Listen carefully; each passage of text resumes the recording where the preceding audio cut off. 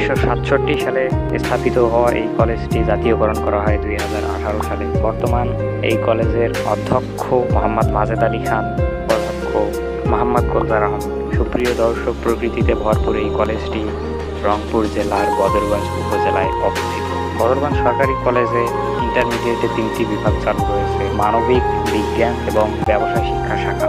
সুন্দর এই ভবনটি হচ্ছে অফিস কক্ষ। দ্বিতীয় তলায় রয়েছে সায়েন্স ল্যাব। এটি হচ্ছে বিখ্যাত সেই আমচত্বর। এখন যে ভবনটি দেখতে পাচ্ছেন সেটি হচ্ছে আমাদের অনার্স ভবন। অনার্সে 2টি বিভাগ চালু রয়েছে, বাংলা এবং ব্যবস্থাপনা বিভাগ।